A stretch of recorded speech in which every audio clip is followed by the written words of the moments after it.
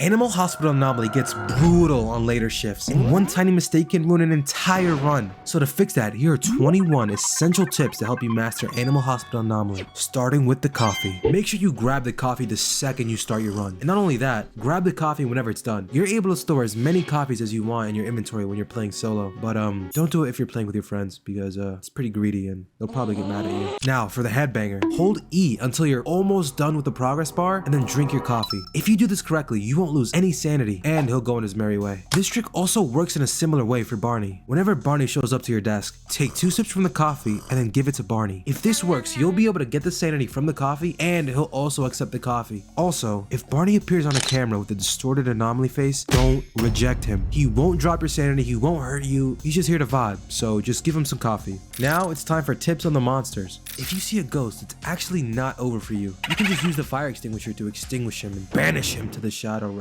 where he belongs. When a bed monster appears, you could equip your honey and walk straight towards it. If you do that, it'll grab the honey, slurp it up, and disappear without touching you or your sanity. Whenever a ritual event triggers, you can actually use eye drops to put out the candles. If you do this, it won't take away any sanity. Plus, it'll actually put up the candles faster too. Now, this tip has actually helped me a lot, but if you accidentally let an anomaly inside, do not freak out. Just tase him, shoot him, or just give him the wrong medicine when he asks for it. Hey, by the way, if you're liking the tip so far, don't forget to like and subscribe.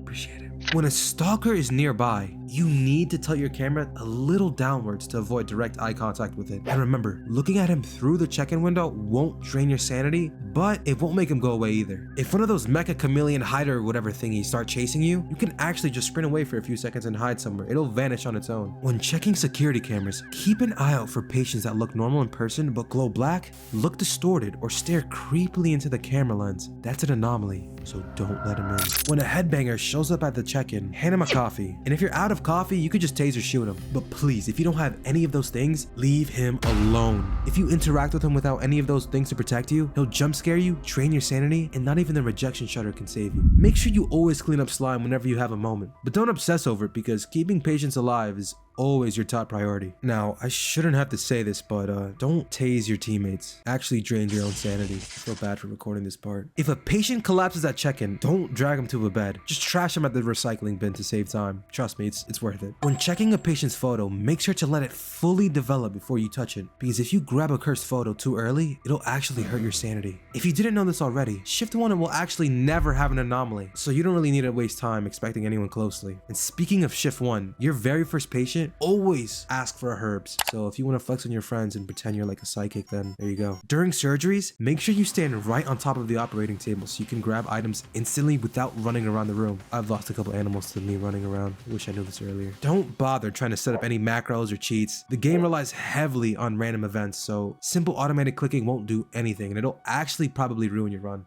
Now for some tips on classes. One class you need to avoid is the nurse class. Never ever buy the nurse class. It is the worst one. And if you see one on your team, just know he's a noob. Now, some of the best classes are actually the doctor, the secretary, and the surgeon, because all of them restore your sanity every single time you check on a patient or treat someone. Avoid playing in a group of 4 unless you're with a fully coordinated crew, because if you don't, things will get way too chaotic for you to really go far. Now, this is a tip for solo players. If you want to level up Secret Agent or hit Shift 100 fast, upgrade your hospital at the shop and trash every single fainted patient instead of treating them. You'll make less money, but your shifts will fly by 10 times faster. Now for team play, a duo setup works best. One person handles check-in, while the other heals patients and helps with the ambulance events. This game scales infinitely in difficulty, and surviving solo past Shift 7 becomes nearly impossible without a solid team by your side, so you might have to spend some Robux if you want to go far.